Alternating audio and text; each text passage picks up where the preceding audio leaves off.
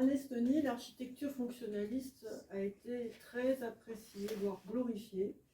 L'architecture moderne, apparue sous la Première République d'Estonie, entre 1918 et 1940, est souvent associée à la République elle-même.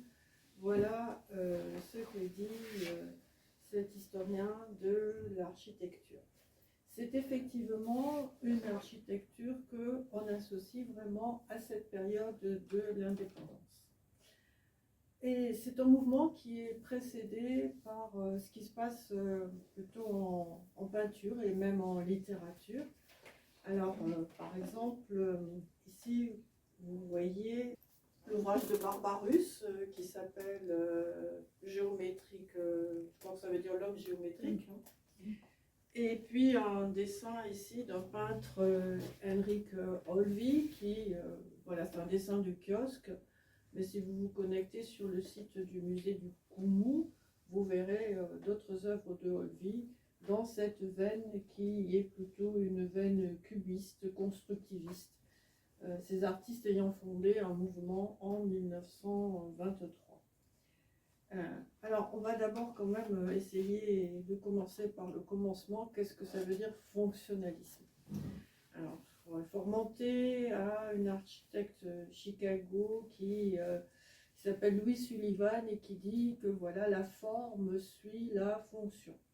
Donc en fait, c'est un mouvement qui va se développer au début du XXe siècle, qui rejette, le principe c'est de rejeter tous les ornements superflus, mettre l'accent sur ce qui est simple, rationnel, et en utilisant surtout des matériaux modernes, et notamment le béton, l'acier et le verre. Et avec des processus très standardisés de construction. Alors en France, on utilise assez peu le terme fonctionnaliste. On parlera plutôt de modernisme si on parle par exemple du Corbusier ou de Mallet Stevens. On les qualifie plutôt de modernistes.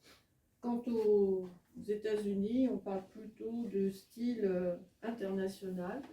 C'est une appellation qui a été créée après une exposition qui a eu lieu en 1932 à New York, une exposition sur l'architecture. Et c'est le directeur du musée d'art moderne de New York, qui s'appelle Alfred Barr, très célèbre directeur, qui a donné finalement ce titre à ce nouveau style international. Alors, en fait, quand on remonte un peu plus loin, on va commencer par lui, ce monsieur qui s'appelle Alfred Loos, qui est un Autrichien, qui écrit un ouvrage remarqué, remarquable, qui s'appelle Ornement et crime, qui veut dire qu'effectivement, il faut bannir tout ornement dans les maisons et faire des choses simples. Et il faut savoir donc que Le Corbusier, qui est bon germaniste, traduira en français cet ouvrage. Ça va donc beaucoup l'inspirer. Alors voilà une des réalisations de Loos à Vienne. C'est ce qu'on appelle, les Viennois l'appellent la maison sans sourcils, parce que vous voyez qu'il y a très peu de décoration autour des fenêtres. Si vous regardez tout à fait à gauche de l'image, au contraire, toutes les fenêtres sont encadrées de décoration. Il faut savoir que donc de l'autre côté de la place, en fait, c'est l'entrée de la Hofburg, c'est-à-dire du château impérial. Et si vous ne voulez pas aller à Vienne, beaucoup plus près, il suffit donc d'aller avenue Junot à Paris pour voir la seule réalisation d'Alfred Loos, et qui est la maison qu'il a construite pour Tristan Tzara. Donc vous y voyez des choses importantes, des volumes très géométriques, des toits plats, il reviendra très souvent, et des ouvertures avec une grande place faite à la lumière. Mais évidemment, quand on parle plutôt de modernisme, on pense à Le Corbusier, et avec ce que Le Corbusier donc, définit comme principe. Il définit 5 principes de l'architecture qui ont vraiment irrigué absolument toute la pensée de l'architecture du XXe siècle, qui sont définis par le fait que, comme vous le voyez, il y a plusieurs caractéristiques. Ce domino était un sort de module qui était destiné à être ensuite reproduit à l'infini. D'abord, pas de fondation, on est sur des pilotis. Ensuite, il y a des plateaux. Et vous voyez, il n'y a pas de mur. C'est parce que les murs, en fait, ne sont plus des murs porteurs. Donc, on a des plateaux qui sont libres de cloisonnement ensuite à l'infini, puisque la cloison peut se moduler autant qu'on le veut, puisque ce ne sont que des simples cloisons et que les murs ne sont pas porteurs. Les structures sont portées par ces piliers. On rejette à l'extérieur l'escalier et comme vous voyez, c'est plat. Donc ça, c'est le modèle de Le Corbusier qui a une influence indéniable sur toute l'architecture du XXe et peut-être même XXIe siècle. Mais c'est aussi un mouvement donc, qui se développe, tous ces principes qui se développent en Europe plus au nord, et notamment en Allemagne, avec ici la réalisation de Walter Gropius en 1913, qui est cette usine, qui est une icône aussi de l'architecture moderne, l'usine Fagus. Alors pour nous, ça paraît vraiment pas très remarquable, mais ce qui, évidemment, il faut remarquer, c'est l'importance considérable faite à l'éclairage naturel dans cette usine, avec ces immenses baies et ces volumes, effectivement, géométriques. Alors Walter Gropius, après-guerre, la première, et c'est lui qui crée le Bauhaus, et il le crée à Weimar, dans un premier temps, dans des locaux existants, et ensuite le Bauhaus doit déménager à Dessau. Et à Dessau, Walter Gropius fait donc les plans de construction de ce nouveau Bauhaus, avec qui est à la fois une école, qui est également des résidences d'étudiants, et puis des bâtiments administratifs. Donc ça, c'est quelque chose qui va influencer aussi beaucoup toute cette période. Et enfin, pour en finir avec cette très courte introduction, je voulais vous signaler également, ça on est à Rotterdam, ces maisons faites aussi par un architecte qui s'appelle Oud, avec la volonté dans ce mouvement de moderne de faire des choses qui sont bien sûr géométriques, mais qui ont aussi une vocation sociale, puisqu'il s'agit là vous voyez, de petites maisons individuelles pour des ouvriers qui sont à la fois simples à construire et pas très chères, effectivement. Donc on verra cette partie sociale. Donc alors, venons-en un petit peu maintenant au sujet. Au moment où on va se développer le fonctionnalisme, qu'est-ce qui se passe dans les 3 pays baltes, et notamment bien sûr en Estonie? Eh bien, première caractéristique, c'est que l'urbanisme se développe beaucoup. Et donc, ça veut dire qu'il faut construire déjà des logements et puis des équipements collectifs, notamment des écoles, des lycées. Puis c'est également une période où on va aussi favoriser toutes les pratiques sportives, donc des stades, des piscines et des quantités d'autres bâtiments publics ou privés comme des mairies, des banques, etc. Parce que la population donc devient de plus en plus urbaine. Mais l'architecture de ces pays-là, elle est dominée alors par les influences russes ou bien allemandes prédominantes. Donc il va s'agir de se construire une identité culturelle moderne et également de maîtriser les problématiques de couple. Ça va de soi, on verra comment. Sans oublier donc de se rattacher au passé, comme elle a déjà indiqué Antoine Chalvin en introduction. Alors, comment c'est l'Estonie au début du XXe siècle? Bien, d'abord, il y a une croissance démographique importante. Vous voyez on passe de 750 000 personnes vers 1860 à 1 million en 1911. Et cette croissance donc, démographique importante fait aussi que ça dégage beaucoup de part de la population qui va pouvoir se consacrer à des activités industrielles. Donc 24 000 ouvriers en 1900, essentiellement à Narva et à Tallinn, évidemment à cause de la proximité des ports, de la mer Baltique et de la capitale russe. Et emblématique de ces entreprises, l'entreprise Luther, qui a fait ces chaises très modernes, Grand Prix même de l'exposition universelle de Paris en 1900. Alors donc c'est une époque où les villes se développent et c'est également une époque où on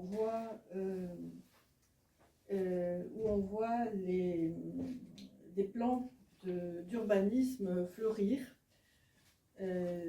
Ici, celui-ci donc est d'avant-guerre et il est fait par Eliel Saarinen, qui est un Finlandais, un architecte, et qui donc voilà, fait un plan de développement de Tallinn, vous le voyez, avec des grands immeubles, des grandes artères très ouvertes.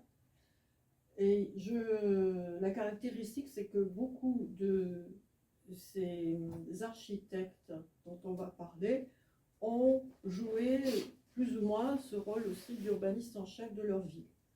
Par exemple, Rosenbaum, il a été architecte municipal à Tartu, Haberman, architecte urbaniste à Tallinn, Johansson également. Matthäus, architecte en chef à Tartu, Siinmaa, celui de Pärnu, également architecte à Pärnu. Donc ils vont développer ces compétences en urbanisme. C'est pas d'ailleurs la spécialité proprement estonienne, puisque comme vous le voyez ici, en Lituanie, à Kaunas, on crée une nouvelle capitale, hein, et il faut là également faire un plan d'urbanisme pour envisager toutes les nouvelles constructions. Mais l'architecture estonienne avant l'indépendance, c'est qu'il y a finalement très peu d'architectes estoniens existants. Parce que, en fait, les architectes qui existent, ils sont soit russes, soit germano-baltes, soit finlandais. L'enseignement en architecture est créé finalement seulement en 1914, avec une école d'art industriel créée à Tallinn. Et ensuite, donc, il y a une création d'une association des architectes estoniens qui est seulement créée en 1921. Donc en fait, la plupart des architectes sont soit russes, soit germano-baltes, et quand ils sont estoniens, ils n'ont pas fait leurs études à Tallinn, ils les ont faites ailleurs, soit à Saint-Pétersbourg, soit à Riga. Alors, quelques exemples de comment ça se passe. Voilà, par exemple ici, la fameuse cathédrale orthodoxe Alexandre Nevski, elle est construite par un russe et en 1900. C'est aussi celui d'ailleurs qui va construire la cathédrale orthodoxe de Nice au passage. Et quand il y a voilà, un architecte estonien, il est d'origine germano-balte, mais il a surtout eu sa formation à Riga.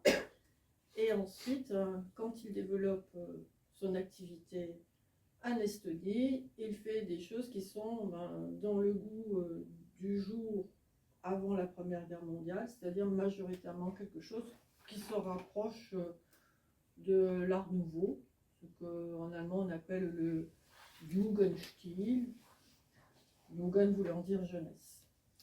Et vous connaissez sûrement, parce que c'est archi célèbre, cette rue où il y a un petit bonhomme en haut, hein, avec une statue comique, je crois que c'est sur Pic. C'est l'ambassade de Russie. Hein, c'est l'ambassade de Russie. Et c'est l'ambassade de Russie, oui. Et quand on y est passé cet été, il y avait que plein d'affiches contre Poutine et pour Navalny. Donc, fait par un sculpteur, encore une fois de Riga. Et sinon, le style, vous voyez, sur Pic, c'est toujours quelque chose comme on pourrait le voir en fait à Riga, une vraie capitale de l'art nouveau. Encore là, un petit peu plus loin dans cette rue, cette architecture très art nouveau avec très caractéristique, on a souvent vers l'art nouveau, le motif du dragon. Alors, toujours de Rosenbaum, là, on est déjà en 1912, il y a une petite évolution, mais encore une fois, on pourrait se croire à Riga. Donc, quand ce ne sont pas les influences d'Art Nouveau de Riga, eh bien, l'architecture, elle est confiée à des Finlandais. Et notamment ici, donc c'est le théâtre estonien. Il a été créé en 1913 et on voit que c'est une architecture assez classique, hein, avec, vous voyez, des colonnes s'inspirant de l'architecture grecque. On en a encore quelques vues. Là, il y a déjà, mais ce sont toujours des Finlandais et pas des Estoniens, la création ici du clubhouse de l'usine Luther, qui est un petit peu révolutionnaire, puisque vous voyez, déjà par la destination, puisque c'est franchement un endroit qui sert de lieu de réunion pour les ouvriers, avec une vocation sociale dans cette entreprise. Je crois qu'il y a des activités plutôt artistiques, voire sportives à l'intérieur de ce bâtiment. Et il y a une forme effectivement ici originale. Voilà actuellement ce que ça donne. Toujours de Saarinen, toujours donc en finlandais, en 1912, encore cette architecture qui est tendance, disons, Art Nouveau nordique. Alors finalement, avant l'architecture ici qui est en béton, c'est une architecture qui est en des fins industrielles, puisqu'il s'agit d'un hangar à hydravion à Tallinn, qui est d'ailleurs aujourd'hui le musée de la marine. Et c'est effectivement remarquable parce que vous voyez peut-être mieux comme ça, c'est toute trois voûtes énormes en béton armé, hein, et la première du monde avec une telle portée, mais bon, cette fois, c'est encore pas les Estoniens, c'est un cabinet d'ingénierie danois qui le réalise. Donc, en fait, quand va-t-on avoir des premiers architectes estoniens actifs? Eh bien, ça commence dans les années 10-20, mais si je parle de Karl Burman et Arthur Perna, ils ont été formés à Riga, à Saint-Pétersbourg, même s'ils vont faire leur carrière ensuite à Tallinn. Voilà, par exemple, ils s'associent ici pour créer leur bureau. Alors, que réalisent-ils? Eh bien, encore une fois, quelque chose assez proche de l'art nouveau. Vous voyez, avec ces petits clochetons. Ici, c'est à Tallinn. On voit nettement l'influence, comme on pouvait l'avoir par exemple dans le théâtre, construit par des Finlandais. Ce côté d'architecture classique, bien qu'il y ait quelques avancées, vous voyez, en surplomb et en rond, là, au-dessus de la porte. Et sinon, on a ce style-là, qui est rue Tatari, quelque chose qui est là aussi entre l'art nouveau tardif et le néoclassique, avec des demi-colonnes, des ornements en chevron, des corniches, des balustres, des médaillons. Vous voyez, là, on est encore beaucoup dans l'ornement. Et le portail est assez remarquable. Et par exemple là, évoquant une ogive un peu médiévale. Et en fait, c'est assez proche de ce que l'on a à Helsinki, cet immeuble conçu par Eliel Saarinen, qui valorise une architecture entre guillemets traditionnelle, vous voyez, avec des blocs de pierre qui ne sont pas très bien taillés, qui ont une forme grossière et qui sont ornés avec des statues rappelant des personnages mythologiques finnois. Donc on revient à Tatari, là c'est des photos anciennes hein, pour vous montrer ce que c'est. Donc Burman et Perna avancent également, je prenne la mode du jour, et on voit bien déjà qu'avec cet immeuble-là, on est sorti de ce côté gothique, j'allais dire, de ce côté médiéval, avec quelque chose qui pourrait presque ressembler à un immeuble un peu art déco chez nous, caractéristique avec ces avancées, ces surplombs et l'absence de coins. Si vous regardez ce que nous on appelle les immeubles art déco dans Paris, très souvent, les angles, il n'y en a pas, c'est soit des pans coupés, soit des choses demi-cylindres. Et voilà leur dernière réalisation dont on pourrait penser qu'effectivement c'est quelque chose assez proche de ce que nous appelons un peu l'art déco. Alors en fait, les choses vont commencer beaucoup à changer avec la création dont j'ai parlé il y a un instant de la société, l'association donc d'architectes estoniens auquel participent plusieurs architectes. J'ai déjà parlé de Burman, on va parler de Haberman, Jacobi, Johansson beaucoup, Kuusik, Antonsson, Frans de Vries un petit peu moins. Donc toutes ces personnes s'associent pour créer finalement cette société afin de promouvoir les architectes estoniens cette fois formés à Tallinn et non plus à l'étranger. Et en fait, cette école finira quand même par former plus de 33 architectes, et beaucoup étant d'ailleurs d'une origine assez modeste et assez rurale. Et ils éditent également une revue qui existe toujours, qui est aussi une revue de référence pour les réalisations. Alors, on va commencer donc par maintenant des architectes estoniens qui vont peu à peu être ceux qui vont développer le fonctionnalisme. Donc Haberman, même si lui étudie à Riga et à Dresde, est l'un des fondateurs de l'Association des architectes estoniens et il est architecte urbaniste de Tallinn entre 1914 et 1923. Et il va faire beaucoup de choses avec un autre architecte qui s'appelle Johansson. Alors, ces deux architectes vont faire plusieurs réalisations célèbres qu'on va regarder. Notamment, on va commencer par le bâtiment du prix Guy Kogu, j'espère que je prononce bien. Voilà. On a donc la liste des bâtiments qu'ils vont faire ensemble. En gros, ils en font à peu près 650, mais évidemment, on ne va pas tout regarder. Alors, la chose la plus célèbre qu'ils font au départ, c'est de rénover à l'intérieur de la vieille ville de Tallinn ce palais présidentiel, non, c'est le palais du Parlement, hein. Voilà ce que dit un critique, il dit voilà, c'est un bâtiment simple, mais affirmé et original qui allie avec grâce le sens artistique personnel des auteurs et l'intégration à son environnement médiéval tout en restant moderne.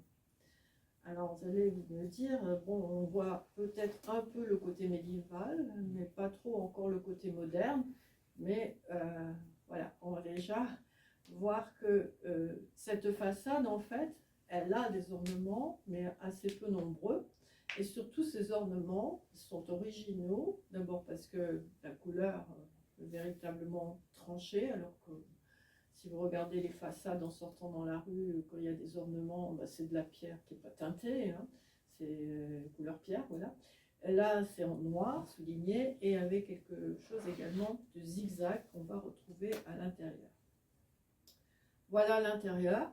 Alors là, par contre, on y retrouve ces traces de modernité avec ces décors en zigzag que l'on voit un peu partout, dans les entourages des portes, dans les entourages des fenêtres. Voilà encore une autre vue. Et vous commencez à le deviner, y compris dans le plafond. Voilà, ici la voûte telle que vous pouvez donc l'admirer. Et il dessine également le mobilier. Le mobilier produit par la fameuse manufacture Luther. Il s'agit donc de la première commande publique. Vous voyez les dessins. Et voilà la réalisation par exemple de ce banc. Bon, alors c'est un style un peu lourd, hein, un peu massif. Voilà les fauteuils également, hein, les capotoirs conçus pour ce palais. Et les décorations intérieures avec toujours ces triangles. En fait, il y a un côté presque expressionniste qui est adopté dans la décoration de ce palais. Donc maintenant, on passe à tout à fait autre chose, c'est la construction, cette fois d'immeubles destinés à recevoir des ouvriers, puisque on appellerait ça en France un lotissement, en allemand les Siedlung, il y en a eu beaucoup à la période du Bauhaus, donc des maisons à peu près semblables, à vocation un petit peu sociale, qui doivent être à la fois confortables, mais pas trop chères non plus à construire. Donc c'est cette construction de Oma Collet, faite par ces deux architectes. Quand on regarde, eh bien, c'est à la fois traditionnel et déjà un peu un pied dans la modernité, dans le fonctionnalisme. Oui, je sais, on va finir par arriver au fonctionnalisme pur encore quelques minutes. Alors, qu'est-ce qui est encore traditionnel? Comme vous le voyez ici, les toits. Les toits, ils ne sont pas plats. Hein, donc, je dirais que c'est beaucoup peut-être plus adapté que les toits plats au climat estonien. Donc, ça reste traditionnel, les toitures, mais également, c'est quand même assez rationnel comme construction, assez sobre. L'intérieur également. Voilà ce que ça donne pour un plan. Donc c'est des maisons qui ont finalement des petits appartements, hein, en général de 2 à 3 pièces, pouvant loger pas mal de familles, avec quand même des commodités intéressantes. Voilà ce que ça donne encore aujourd'hui. Vous voyez qu'il y a une petite partie ornementale, mais finalement quand même assez peu. Voilà, on y arrive enfin.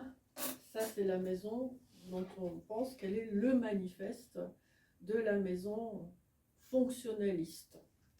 Et c'est une maison individuelle construite par Johansson. Et on va un peu regarder ses caractéristiques. Tout à l'heure, j'ai oublié de vous dire que, en fait, l'architecture fonctionnaliste, elle est vraiment très développée dans l'Europe du Nord et dans l'Europe centrale. En ce qui concerne par exemple la Suède, c'est vraiment un mouvement très important qui s'appelle les Funkis, diminution de fonctionnalistes, et qui réalise en 1937 une exposition universelle remarquable avec un architecte phare qui s'appelle Gunnar Asplund. Au Danemark, peut-être un nom que vous connaissez davantage, c'est Arne Jacobsen, qui est l'architecte fonctionnaliste le plus important et qu'on surnomme le Corbusier danois. Et en Finlande, mais on en reparlera, il s'agit de Alvar Aalto. Donc maintenant, regardons un peu comment est cette maison. Alors, les critiques déjà l'appellent la maison sans toit, parce qu'elle n'a pas ce toit pentu, donc caractéristique des maisons donc plates. Ensuite, des fenêtres, comme vous le voyez, en bandeau. La construction est en béton, les volumes sont géométriques et il n'y a pas du tout d'ornement sur la façade. Quoique, quand on regarde de plus près, si un petit peu, aux angles, il y a un motif décoratif en briques de céramique turquoise. Et en dessous, je vous ai mis, au contraire, qu'est-ce qu'il y a dans une maison emblématique de ce mouvement d'architecture moderne, qui est la maison de Rietveld, qui est à Utrecht, la maison Schröder. Eh bien, Rietveld va beaucoup plus loin, parce que vous voyez que les fenêtres se ferment à l'angle, carrément. Il n'y a pas d'élément de maçonnerie entre les deux vantaux. On en est loin là, puisque ça reste effectivement ce choix un petit peu plus traditionnel. Autre maison toujours construite par Johansson, qui est aujourd'hui le Lina Museum. Encore une maison individuelle avec les mêmes caractéristiques, les toits plats, pas d'ornement. Ce qui a peut-être un peu nouveau, c'est, vous voyez, ces fenêtres en hublot, que l'on va retrouver très souvent. Des fenêtres également en bandeau. Et dans un des quartiers de Tallinn, à Nome, qui est donc un quartier nouveau, en pleine forêt, il y a énormément de nouvelles maisons. C'est vraiment un nouveau quartier dans lequel il y a pas mal de maisons qui sont en fait du style fonctionnaliste, alors à la mode, comme par exemple ici celle-ci, d'Edgar Velbry. Et si on la regarde d'un peu plus près, on revoit le toit plat. Alors la même, j'ai entouré parce que c'est la même solution concernant les fenêtres. Vous voyez que elles ne se ferment pas sur l'angle, il y a quand même un petit élément de maçonnerie. C'est une maison en fait mitoyenne. Et s'il y a un élément intéressant, c'est la courbe colonna, en fait, vous voyez, comme une sorte de proue de navire dans la partie gauche là, de l'image. Et ces fenêtres, alors elles ne sont pas toutes en bandeau, mais ce qui est caractéristique, c'est la cage escalier qui est comme par contre avec ces fenêtres en bandeau. Et effectivement, la cage escalier, il faut savoir qu'elle n'est pas chauffée à cette époque-là, donc c'est peut-être plus facile d'installer des fenêtres comme ça en bandeau que dans les autres pièces d'habitation. Alors toujours nommée, voilà, ça c'est encore une belle maison faite par Kousik. Même caractéristique, je vais me répéter, la fenêtre en hublot, vous le voyez largement. Et là, on en reparlera un petit peu plus après, c'est que tout le monde n'a pas les moyens de faire du béton. Et donc parfois, ça ressemble, mais ça n'est pas. Et l'architecture est en bois. On va y revenir tout à l'heure, puisqu'en fait, entre 1918 et 1939, il y a à peu près 79% des maisons de Tallinn qui restent des constructions en bois. Donc, on a toutes ces caractéristiques attendues d'une maison fonctionnaliste, avec le toit plat, avec les ouvertures en hublot, les formes géométriques, mais c'est un crépi, tout simplement, qui recouvre le bois. Alors, je vous ai montré des villas, un petit immeuble d'habitation, mais il y a aussi des quantités d'autres bâtiments, dont des bâtiments industriels. Par exemple, ici, une usine de bonneterie qui est faite par toujours nos deux mêmes architectes, Haberman et Johansson, et qui est actuellement le bâtiment de l'Académie estonienne des arts. Alors, ce qui voyez qui est remarquable ici, c'est probablement la forme des fenêtres originale, forme rhomboïde, dont on dit que ça pourrait être une influence de l'expressionnisme. Là, le bâtiment, bien sûr, la partie là noire ensuite a été rajoutée. Voilà une idée de ce bâtiment un peu fonctionnel. Mais encore un autre bâtiment fait par Haberman, 1933, c'est un premier immeuble moderne d'appartement avec une façade plate, vous voyez, absolument aucun ornement, un toit vraiment plat et multifonction, puisque en bas, ce sont des magasins. Ensuite, au-dessus, il y a des bureaux. Et en fait, en haut, eh bien, ce sont des appartements d'habitation dans les étages supérieurs, avec le luxe d'avoir les chambres à l'arrière. Là, ce bâtiment donc, existe toujours. Là, la cage d'escalier à l'extérieur, à l'arrière du bâtiment.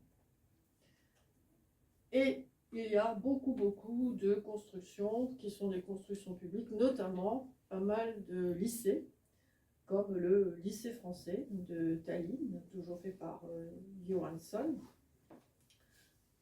Pas d'ornement, grande place faite à la lumière, à l'éclairage. Il faut bien se dire qu'on est encore dans une époque où il y a la tuberculose, donc tous les bâtiments veulent avoir et de la lumière et de l'air, puisqu'on pense que c'est la meilleure mesure à prendre.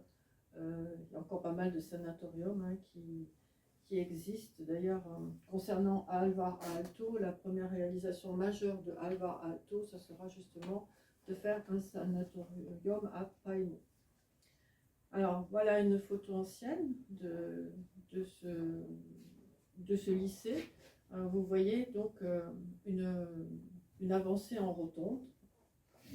Et c'est la même chose qu'on retrouve également dans cet autre lycée de Tallinn, avec, comme vous le voyez, lycée consacré à Elfriede Lander, c'est pour ça que j'ai mis sa photo.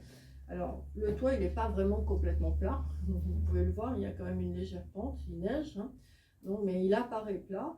Et surtout, la cage escalier est assez originale. Vous y voyez un escalier en spirale. Voilà. Mais finalement, cet escalier en spirale, ça n'a pas été une très bonne solution parce qu'il était très difficilement chauffable et surtout dangereux pour les élèves. Donc finalement, on l'a transformé en escalier de secours. Pas vraiment été utilisé, mais on a gardé cet effet, vous voyez, de structure en peignant en noir tous les montants des fenêtres qui en fait quelque chose d'assez géométrique. Et bien voilà, Ragvere, encore un lycée fait avec les mêmes principes, deux salles de classe extrêmement aérées, ouvertes, ce bâtiment en avancée rotonde. Autre lycée par nous, par Olev Siinmaa, même chose, sauf que là il n'y a pas la cage d'escalier, pareil, même sans ornement. Et enfin, pour ces bâtiments consacrés soit à des lycéens, soit à des étudiants, ici, la Fraternité Ugala, donc c'est une association d'étudiantes estoniennes fondée à Tartu par Arnold Mathéus. Donc vous voyez les mêmes principes, cette fois avec une originalité puisqu'il y a deux hauteurs sur le toit et des effets aussi de décrocher sur l'angle du mur, un petit peu plus sophistiqué, et en même temps une très grande cage d'escalier, comme vous le voyez, je pense que vous voyez peut-être un peu avec ma souris. Même les mairies peuvent être comme ça, Vigendi, 1931, ou les églises, avec à Ragvere, cette construction d'ailleurs qui a été interrompue par la guerre. On n'a pas construit les clochers. Et vous voyez l'intérieur cette fois qui est en briques, mais une masse assez imposante et totalement géométrique. Et ce bâtiment est devenu, a ouvert récemment, est devenu donc à Ragvere un centre évoquant donc Arvo Pärt, Arvo Pärt, puisque le premier concert en 2026. Arvo Pärt étant né à Ragvere, et c'est là qu'il aurait commencé donc à écouter de la musique, et donc l'histoire dit qu'il n'avait pas accès à la musique classique pendant cette époque soviétique, et qui faisait le tour à vélo de la place parce qu'on diffusait de la musique venant d'orchestre, enfin à la radio d'orchestre finlandais. Donc il y a un petit statue qui commémore le fait que c'est le seul moment qu'il avait pour écouter de la musique classique. Donc voilà l'église de Ragvere qui revit grâce à Arvo Pärt. Mais vraiment, la manifestation fonctionnaliste la plus pure, j'allais dire, c'est ce toit en béton d'un stade, le stade Kalior, réalisé par Elmar Lok, qui est architecte, et Auguste Comanant, qui est vraiment un ingénieur. Donc c'est en béton armé et c'est en porte-à-faux. Et c'est considéré d'ailleurs à l'époque comme une prouesse, hein, vu ses dimensions, 12 mètres 8 de long sur 51 mètres de large. Voilà une maquette qui donne une petite idée de ce que était ce bâtiment. Alors, il y a des exceptions. Tout le monde ne fait pas du fonctionnalisme pur. Il y en a qui se laissent influencés par un art déco, un art de la brique, j'allais dire, comme ce Robert Natus, qui a fait cet immeuble qui se trouve donc en plein centre de Tallinn, une architecture en brique Klinger. Alors, la brique Klinger, en fait, il a pris comme modèle ce qui était en Hambourg, qu'on appelle la Chile House.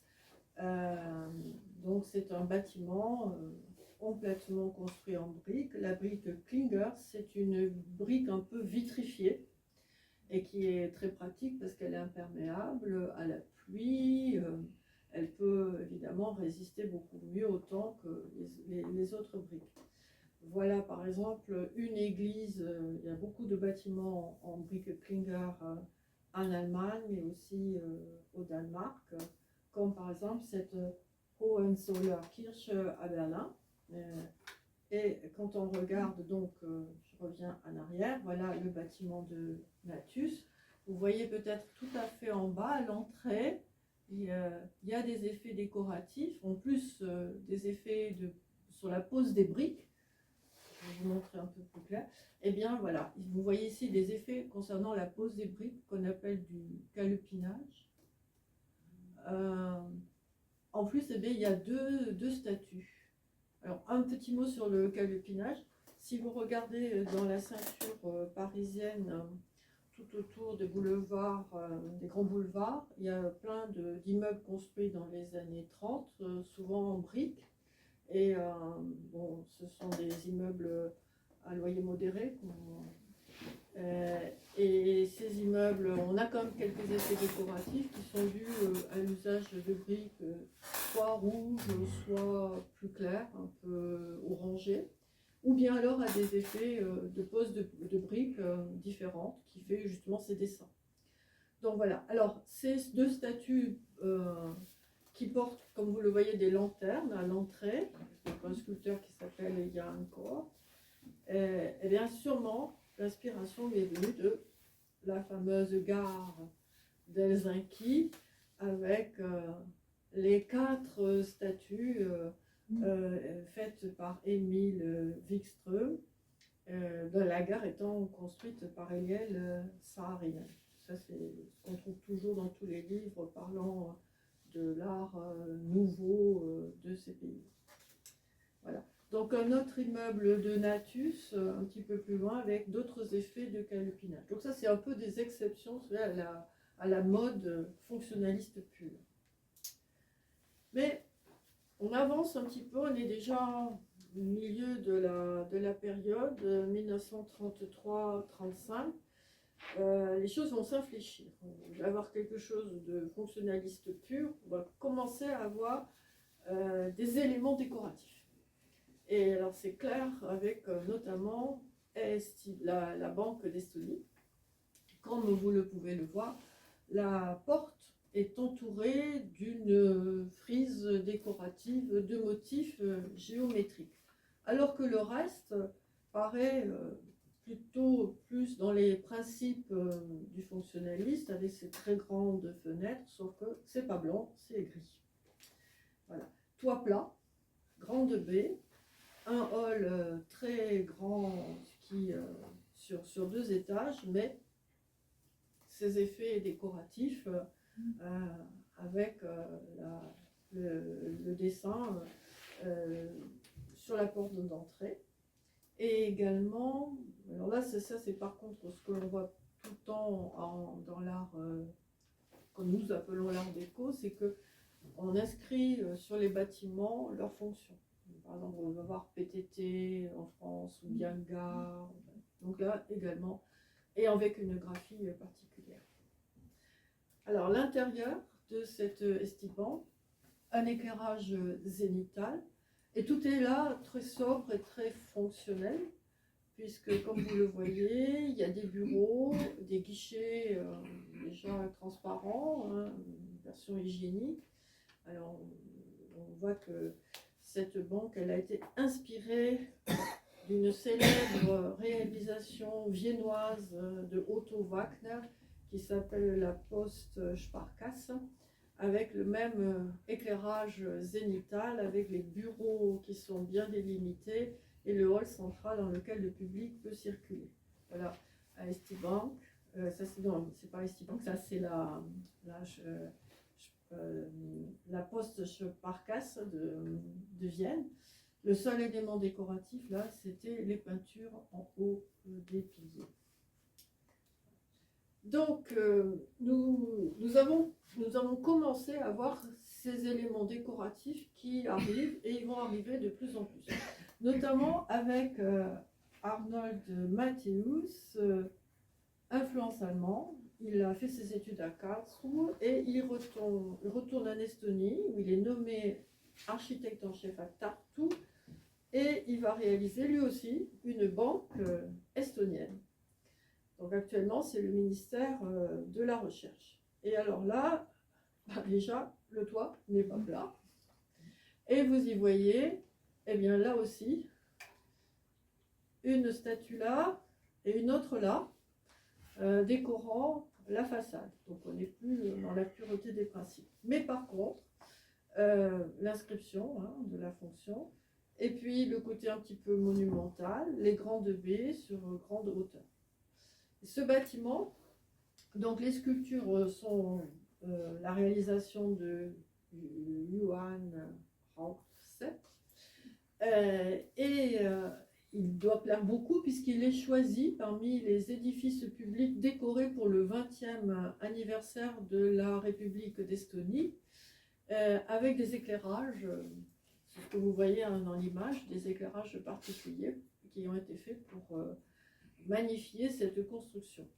Alors, les statues, ça n'a rien de cubiste, c'est totalement de fonctions, j'allais dire, très académiques. À la limite, on pourrait les comparer à ce que fait en France Paul Belmondo à peu près à l'époque. Paul Belmondo, elle sera un petit peu plus mince. Donc des statues qui n'ont rien, j'allais dire, de remarquablement moderne pour l'époque et qui représentent le commerce, l'homme avec un caducée, donc Hermès, et de l'autre côté une femme avec une gerbe de blé, Cérès. Et voilà également à l'intérieur des décorations célébrant le travail. Alors le Tallinn Art Hall est vraiment une réalisation très intéressante. Donc c'est conçu pour être une sorte de galerie d'art et une résidence d'artistes. Et ça se trouve au centre de Tallinn, sur la place de la Liberté. Alors, cette galerie, elle est à la fois très moderne et en même temps avec des effets décoratifs. Comme vous le voyez, ici aussi, il y a deux statues dans des niches. Ce bâtiment, ça c'est le bâtiment donc originel, et c'est celui qu'on peut voir aujourd'hui. Et comme vous voyez, on a rajouté un étage, puisque vous comptez, j'ai recompté, il n'y a pas le même nombre de fenêtres. Donc c'est un bâtiment très, très moderne avec cette grande baie vitrée. Voilà, on le voit mieux comme ça. Alors lui, il a un toit plat, c'est évident, et il est très fonctionnel. Mais voilà, les statues sont encore une fois totalement de style très académique, représentant d'un côté le travail et de l'autre la beauté. La beauté, vraiment, voilà, c'est rien de particulier à raconter sur ces statues. Cet effet décoratif, on le retrouve également sur un bâtiment qui s'appelle le Scanding Palace ou l'Hôtel Palace, toujours sur la place de la Liberté, presque en face. Et ce palace est très intéressant parce que lui aussi, il est avec des effets décoratifs que vous pouvez deviner en haut, en hauteur. Vous les verrez un petit peu mieux là. Voilà, je les ai pris ici pour que vous les voyez. Et alors, il y a un autre effet décoratif. Vous voyez, il y a deux sortes de béton, de couleurs différentes et de granulés un petit peu différents. Ce qui, voilà, qui fait, qui accentue ces lignes. Et en fait, on retrouve ce qu'on a dans l'architecture très classique, ce qu'on appelle des tables. Vous verrez, dans les immeubles parisiens, le Vent-le-Nez, il y a très souvent ce qu'on appelle des tables. Donc, on retrouve cette volonté en fait de renouer avec quelque chose de beaucoup plus classique, même si l'intérieur, vous voyez, en béton est un escalier très moderne. Alors par contre, voilà, il y a le pan coupé avec ces petits balcons en surplomb. Toujours place de la Liberté, c'est très bien parce qu'on peut voir dans la même place beaucoup d'architecture intéressante. Toujours cet effet un peu décoratif que vous voyez avec ici ces petits modules un peu géométriques insérés en bas de chaque fenêtre. Également ici, une maison communautaire à Queply, une grande maison dans laquelle il y a encore des effets décoratifs. On la voit à peine ici, mais je vous la montrer. Encore une statue que l'on voit ici, une femme à la harpe. Et là, il y avait des bas-reliefs célébrant le travail. Donc on voit en fait que l'on, peu à peu, on réintroduit un peu de décoratif. Mais l'élément qui est finalement beaucoup plus spécifique, j'allais dire, du fonctionnalisme estonien, c'est d'avoir eu recours au calcaire. Le calcaire et le bois, c'est deux matériaux très traditionnels que l'on trouve dans l'architecture estonienne, j'allais dire traditionnelle, et qui va être réintroduit notamment par cet architecte qui s'appelle Herbert Johansson. Et c'est on le fait à la fois parce que c'est pour des motifs, j'allais dire, décoratifs, pour revenir à la tradition, pour se rappeler les bâtiments médiévaux de la vieille ville de Tallinn ou autre, et parfois aussi pour des raisons de coût. En fait, un petit peu les deux. Donc des fois, ce n'est que du parement, et des fois d'autres. Alors on va voir quelques réalisations. Voilà, par exemple, une usine de cadres de lit, dans lequel toute la façade n'est plus du tout lisse, mais avec ces pierres apparentes. La chaufferie de la centrale électrique de Tallinn, Haberman et Johansson, une école primaire, et ici, alors dans Tallinn, cette spectaculaire caserne des pompiers qui est, je crois, aujourd'hui le musée des pompiers, dans lequel on est un peu surpris parce qu'il y a à la fois des formes très modernes, notamment comme vous voyez par exemple ici toute une série de fenêtres en hublot.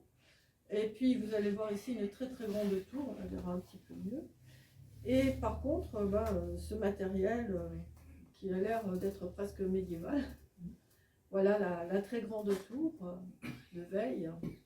Donc c'est voilà, un peu, c'est très spécifique justement à ce fonctionnalisme adapté à l'Estonie. Et puis il a également la chapelle du cimetière boisé à Tallinn, qui, quand on la regarde, a l'air d'une chapelle médiévale. Et de l'autre côté, par contre, tout ceci apparaît extrêmement moderne dans une abside. Voilà. Je veux dire, presque devant et derrière. On voit à quel point ceci est moderne. Et là, on a l'impression de rentrer dans quelque chose qui est là depuis des siècles. Donc le calcaire, mais également le bois. Alors le bois, à la fois parce que c'est un peu la tradition, et aussi parce que ça coûte beaucoup moins cher. Donc on va adapter des bâtiments, des maisons au fonctionnalisme en utilisant les ressources du bois. Alors là, c'est pas possible que ce soit pas des murs porteurs. Forcément, c'est des murs porteurs. Donc, les fenêtres en bandeau vont être beaucoup plus difficiles à réaliser en mettant du bois. Donc, on va recourir à des petits artifices, comme par exemple ici, vous voyez, c'est que la cage escalier qui semble avec la succession de fenêtres. Sinon, c'est des fenêtres un peu traditionnelles. Là également, alors, il y a une partie dont je ne sais pas ici si elle est en béton et au-dessus du bois, ou si c'est tout du bois avec un effet de crépi. Ou bien voilà, encore une fois, une maison ici, là, complètement l'architecture en bois, mais avec un aspect fonctionnaliste, ne serait-ce que par la succession ici de fenêtres en bas, un peu en bandeau. Les Anglais ils disent ribbon window, c'est-à-dire en ruban. Et ici, voilà une terrasse. Et à Tartou, je vous l'avais montré déjà, cette maison qui a l'air en béton, mais qui en fait est en réalité en bois. D'autres maisons, vous voyez bien qu'en réalité tout ça est du bois. Voilà, on a ici réussi à faire tout cet arrondi grâce en fait au cintrage du bois. Mais il y a on choisit beaucoup le bois pour des constructions qui sont des constructions plus éphémères, destinées en fait à des sports, aux sports de loisirs, comme par exemple des pavillons de bain, ici ou là, un café, et voilà, c'est encore une installation de baignade. Voilà, donc cette architecture en bois, elle se donne des airs fonctionnalistes. Ça permet aussi peut-être à des gens qui ont moins les moyens de pouvoir s'offrir une maison à la mode, qui a l'air un peu fonctionnaliste sans l'être tout à fait. Et puis donc, je vais finir en vous parlant du cas particulier de Parnou. Parnou, donc, c'est une ville balnéaire qui en fait est plus sous l'influence lettonne que estonienne, et presque un peu plus l'endroit où les bourgeois de Riga allaient à la plage que ceux de Tallinn. Et surtout donc, elle va avoir un architecte qui s'appelle Olef Siimaa, qui en réalité n'est pas architecte, puisque le diplôme qu'il a, c'est simplement, il a fait des études d'art décoratif, d'architecte d'intérieur. Et en réalité, il va peut-être être le plus pur des architectes fonctionnalistes de l'Estonie. Alors, et comme je vous l'ai dit, il fait des études d'art décoratif et il dessine du mobilier. Et comme ça, par exemple, il dessine le mobilier du bureau du président de la République d'Estonie à Kadior. Vous voyez, c'est un peu massif. C'est pas forcément son goût, mais il s'adapte à celui du président de la République qui s'appelle Pets, qui, après son coup d'État, est revenu à un style plus traditionnaliste. Vous voyez, hein, des effets de sculpture évoquant un peu des différents travaux, voilà, meubles un peu lourds quand même, et pas vraiment Charlotte Perriand, j'allais dire, pour la même époque. Alors, la première réalisation qu'il fait, en fait, n'est pas à Parnou. Elle est à Tallinn, et c'est une maison que lui a commandé le directeur général de l'usine textile, Cindy, qui était située près de Parnou. Donc, cette maison, quand on la regarde, elle a bien, d'abord, plusieurs terrasses, des volumes très géométriques, un toit plat, bien sûr pas de décoration, du blanc, et une baie incurvée avec des fenêtres en bandeau. La voilà de derrière cette fois, ça c'était côté rue, et la voilà de derrière. Vous voyez, là on est vraiment dans la tradition fonctionnaliste. Et puis la maison qu'il a, à Parnou, qui se fait construire Olef Siima, elle est sur un terrain impossible. Elle est, comme vous le voyez, sur un angle de rue. Et tout le génie de Siima, ça va être de tirer parti de ce volume impossible pour créer cette maison avec, vous voyez, il y a un jardin en plus qui est ici créé, des effets de terrasse avec des terrasses en surplomb, en décroché par rapport à la rue, ou même des fenêtres à angle, comme vous le voyez par exemple ici, une fenêtre qui dépasse également de nous. Un plan, vous voyez, très original. Bon, ça c'est ici, tout à fait sur la gauche, puisque ça marche pas. Tout à fait sur la gauche, c'est là le rez-de-chaussée, puisqu'il y a la partie jardin, ce qui explique qu'ensuite ça devient plus petit. Et alors, il y a des solutions innovantes. Le séchoir à linge, eh bien, il est sur le toit, au lieu d'être plutôt en sous-sol. La pièce centrale du sous-sol, considérée comme une coupe, il y a plusieurs pièces, comme le local à bois, la buanderie, une citerne pour les eaux de pluie, un atelier, enfin. Donc, on va vivre plutôt au rez-de-chaussée. Et là, il y a le bureau et la salle à manger, mais qui sont en retrait du salon. Il a vraiment pensé à la circulation. Vous allez le voir dans un instant. La salle à manger est située à l'arrière. Il y a une fenêtre intérieure qui donne sur le hall et qui lui apporte un éclairage supplémentaire. Et Siima a beaucoup utilisé ce motif d'éclairage alors je ne sais plus comment dire en architecture, c'est pas en faux jour, voilà, j'ai oublié le terme, mais vous allez le comprendre. Donc ça, l'escalier très moderne, je passe. Ici, on a la cheminée intégrée, je vais vous montrer où elle est. On est dans cette pièce-là. Hein, là, la cheminée. Vous voyez qu'ici, il y a la salle à manger et là, il y a la cuisine. Et ici, le bureau. Donc, on a pensé à toute l'organisation des déplacements dans la maison. La cuisine est très équipée et elle est très moderne. Alors, c'est la première vraiment cuisine moderne d'Estonie. Et détail intéressant, il y a là, ici même, une planche à repasser.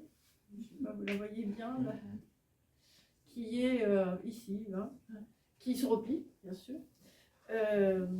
Et tout ça, c'est l'imitation de la archi-célèbre cuisine de Francfort, qui a été créée en 1926 par une femme, Margaret Schütte-Leowski, et qui est considérée comme la première cuisine moderne. Et on voit que c'est conçu par une femme, parce qu'elle a réfléchi au déplacement que l'on fait dans une cuisine quand on a l'évier d'un côté, le four, la plaque chauffante de l'autre, le buffet ailleurs, tous les pas inutiles que l'on fait. Et là, donc, c'est rationnel. Il y a des plans de travail, il y a une chaise dans laquelle on peut également s'asseoir pour commencer à faire la cuisine. Puis vous voyez, il y a plein de tiroirs. Tous les petits tiroirs avaient des décrochants. Vous pouvez y mettre le riz, la farine, le sucre, etc. Donc on n'avait qu'à tirer le tiroir. Donc cette cuisine, quand on regarde celle de Siima, elle s'inspire vraiment de ces principes rationnels. Bon, maintenant, Ikea fait beaucoup mieux. Alors, Luna, ça c'est peut-être la plus belle maison faite par Siima et Saul pour un industriel. Voilà, la voilà côté rue. Je ne vais pas me répéter puisque vous avez déjà tout compris. La façade, le plan, le côté rue et le derrière, et les intérieurs, avec cette histoire de fenêtres intérieures en demi-jour, c'est ça, voilà, qui rend la maison très transparente. Alors elle a été restaurée, on a refait les peintures d'origine, qui sont ces couleurs un peu pastel. Voilà, à peu près encore. Et j'en arrive au cours du spectacle, si je puis dire, c'est le fameux Rana Hotel. Voilà, le Rana Hotel. Alors, toutes les chambres ouvrent sur la mer. La façade côté mer est avec des balcons. tandis que la façade intérieure est fermée, il y a des fenêtres étroites, et les cours, les garages sont donc dissimulés derrière les murs et à l'arrière. Comme ça, on a vraiment l'impression d'être dans un bâtiment uniquement destiné au plaisir, sans avoir tous les bâtiments fonctionnels visibles. Et on a, comme vous le voyez là, une partie arrondie qui ressemble presque à une proue de bateau. La voilà également. Donc l'hôtel est restauré, même si l'intérieur a été bien complètement refait. Il en reste peu de traces à l'intérieur, sauf bien sûr les cages d'escalier. Voilà comment ça peut être à l'intérieur. Une photo ancienne avec des peintures. Alors c'est pas celle qui était dans l'image, mais voilà ce que ça pouvait donner, une peinture de Pet Arendt. Et voilà la décoration intérieure qui pouvait y avoir. Alors, en plus du Rana Hotel, ce qui est caractéristique de Parnou, c'est ce bâtiment, Beach House, bâtiment, dont une partie était en bois, avec un café, et surtout ici, alors par contre, là voilà, c'est le schéma, cette espèce de plateforme de balcon qu'on appelle un champignon, sonnant. Alors c'est pas, il n'a pas complètement inventé, puisqu'il y avait déjà à Oslo, il y a un bâtiment un petit peu comme ça, en forme de champignon, mais on pouvait faire que danser, tandis que dans le bâtiment ici à Parnou, on pouvait tout faire. Bronzer, danser, bavarder, voilà, ça c'est emblématique de la construction en béton et résolument moderne. Le reste du café, avec une partie en bois, des hublots, voilà. Et si finalement par nous, c'est un peu la pureté fonctionnaliste, ensuite, à la fin de la décennie 1930, le style va complètement changer, avec notamment ici le palais de Cadior, conçu pour accueillir le président de la République, et qui est terminé en 1938. Et là, vous voyez bien que ça n'a presque plus rien à voir avec le fonctionnalisme, parce qu'on y retrouve une architecture de type palais, princier, avec des pilastres, des décorations au-dessus des fenêtres. Et à l'intérieur, c'est à peu près aussi monumental. Vous voyez les chapiteaux avec les feuilles d'acanthe, des lions à l'entrée. Et tout cela donc, correspond plus au goût du jour. Vous voyez, on est maintenant passé dans un style beaucoup plus monumental. C'est également un immeuble là, à Tartou, conçu par Crotty et Locke. Alors, il y a la statue de Lénine, je n'ai pas trouvé de photos d'avant la période soviétique, mais on y revoit quand même le même style architectural assez colossal, monumental. En fait, une imitation du style importé directement de Berlin, comme la nouvelle chancellerie. Voilà. Et le fonctionnalisme, c'est plus trop à la mode. En 1936-37, il y a 3 projets pour créer un musée d'art à Tallinn, et qui ne sera pas réalisé, puisque la guerre fait qu'on ne va pas pouvoir le réaliser. Et Alvar Aalto concourt, c'est son projet, il est refusé par le jury, sûrement trop moderne. Alors, voilà la maquette. Et on lui reproche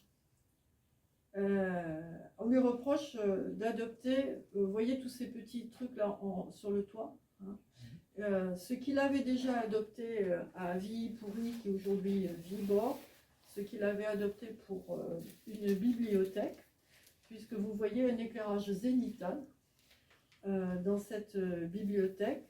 Donc on a considéré que c'était pas compatible ce type de toit avec le climat estonien. Sûrement, c'est beaucoup plus compatible avec le climat finlandais, mais pas assez. En fait, la seule réalisation de Aalto